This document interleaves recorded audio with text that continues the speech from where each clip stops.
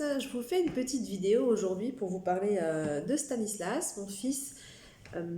Traditionnellement, je fais une vidéo chaque mois pour vous parler de son évolution, etc. Donc ce mois-ci, on parle du 9e mois. C'est notre petit géant, il est assez grand pour son âge. Donc depuis ce mois-ci, depuis le début de son 9e mois, il est passé à la taille du 18 mois. Alors, je peux pas vous dire son poids exact, ni sa taille, etc. exactement, parce que j'ai pas été chez le pédiatre encore. Là, je vais bientôt prendre rendez-vous pour le prochain vaccin. Je vous en parlerai dans la prochaine vidéo, hein, comment ça s'est passé, etc. Mais là, pour l'instant, je peux juste vous dire qu'il porte du 18 mois au niveau des vêtements et qu'il est bien grand, quoi. En même temps, c'est pas étonnant, vu la taille du papa. Le papa, c'est déjà une bête, hein, il est déjà très grand, il- dans toute sa famille, ce sont des géants, hein, c'est une famille de rugbyman, hein, donc c'est pas étonnant que le fils il soit pareil, hein, il est comme son père, hein, c'est une bête, hein, il est assez impressionnant pour son âge. Enfin bref. Sinon, je peux vous dire qu'au niveau de sa motricité, il bouge pas mal, il bouge bien, il se déplace pas encore à quatre pattes, il le cherche le quatre pattes, hein. À la fin du 9e mois, là, il le cherchait vraiment, mais pour l'instant, il rampe. Il rampe assez facilement, il se déplace d'un endroit à l'autre de sa chambre. Je sais que je le pose au bout d'un tapis. 2 minutes après, pouf, il est en train de jouer auprès de l'armoire. Il rampe. Mais il cherche le quatre pattes, il se met souvent en position quatre pattes et puis il fait le balancement, vous savez, comme à l'âge là, c'est quand ils commencent à faire leurs muscles et tout ça, il commence à faire ce petit balancement là. Et on sent que bientôt ça va partir. Question langage, il baragouine beaucoup, hein. Il dit beaucoup de syllabes, des papas, mamas, des choses comme ça. Et cette semaine, ou c'était quand la semaine dernière, oui, la semaine dernière, donc c'était à sa 3e semaine du 9e mois, il nous a même dit le papin. Je lui parlais du lapin, on le regardait, on jouait, on était juste à côté de la cage du lapin, et puis je lui parlais, oh, le lapin, etc. Et du coup, après, il n'a pas arrêté de répéter papin, papin, papin. Donc ça, c'était ses premiers petits mots, hein.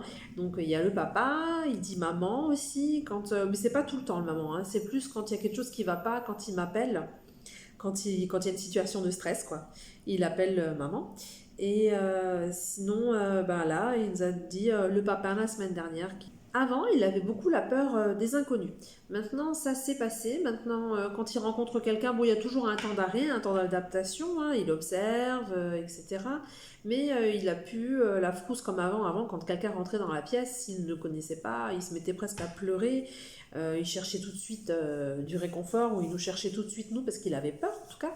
Et ça s'est passé maintenant quand il y a des gens, des inconnus qui rentrent dans la pièce. La dernière fois, j'avais un réparateur qui était venu, je sais plus pourquoi. Et du coup, il a pas eu peur, il l'a regardé, il était dans sa chaise, il l'a regardé, il l'a observé faire. Et puis voilà, ça s'est bien passé. Et puis là, il a continué à jouer comme si la personne n'était pas là.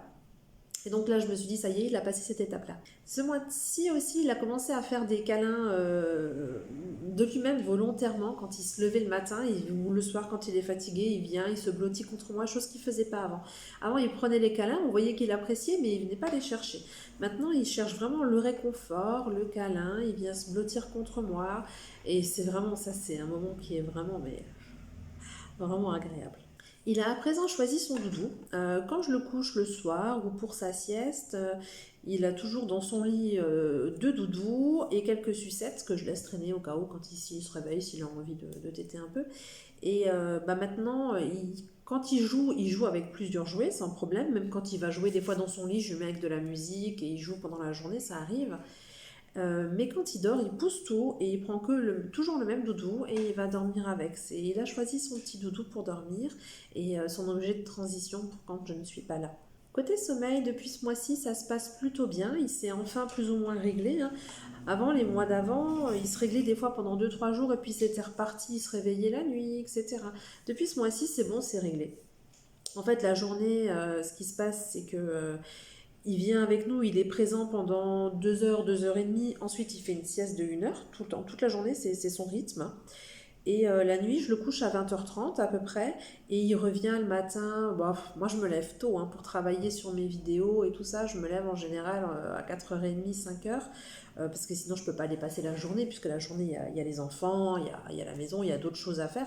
Donc, je travaille tôt le matin. Je me lève à 4h30 et je suis dans la pièce juste à côté de sa chambre. Donc, des fois, ça arrive que ça le réveille vers 6h. Pourtant, j'essaye de faire doucement, mais bon, enfin bref.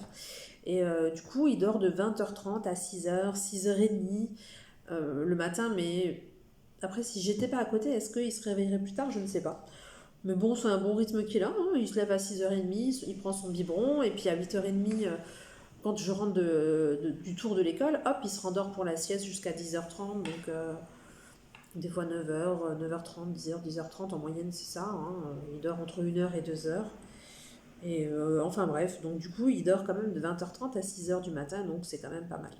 Le rituel du coucher est assez rapide. À 20h30, je vais dans... Donc on va changer la couche, etc. hein, pour bien partir pour la nuit. On fait une petite toilette pour être à l'aise.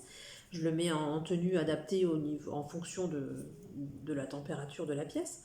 Et on fait quelques câlins. Des fois, je chante une petite chanson, ça arrive. Et on se fait quelques petits bisous. Puis hop, je le mets directement au lit. Ça prend pas plus de 5 minutes en général. Hein. Une fois que la couche est changée, etc. Quoi. Le vrai rituel du coucher, bon, ça prend pas plus de 5 minutes. Sinon, question alimentation, pour l'instant, il prend des purées avec des morceaux de légumes mous à l'intérieur, hein, comme des grumeaux. Il mange des fruits frais, toujours dans une petite tétine avec des petits trous. Hein. Il me refuse toujours les compotes, les yaourts et tout ça. Mais il mange bien les légumes, il est curieux de goûter tout ce qu'on lui propose à table. Des fois, il mange un peu de semoule, un peu... Enfin, quand on a des petites choses, on essaye de lui donner, on essaye d'adapter. Évidemment, jamais de morceaux.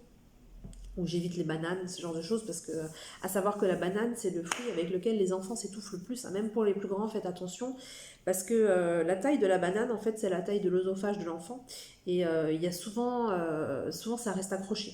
Donc, quand vous donnez des bananes, même aux plus grands, si vous avez des... Ça me fait penser à ça, du coup, je vous le dis. Hein, si vous avez un bébé, ok, mais si vous avez des plus grands, faites attention, coupez en deux. Ça paraît bête, mais en fait, la banane est le fruit avec lequel on s'étouffe le plus.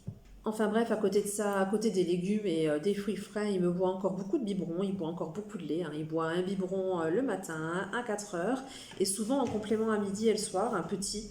Bon, le matin et 4h, c'est des 240. Et à midi, après ses légumes, il me boit des fois 90, et le soir, c'est pareil, 90, 120, avant d'aller au lit.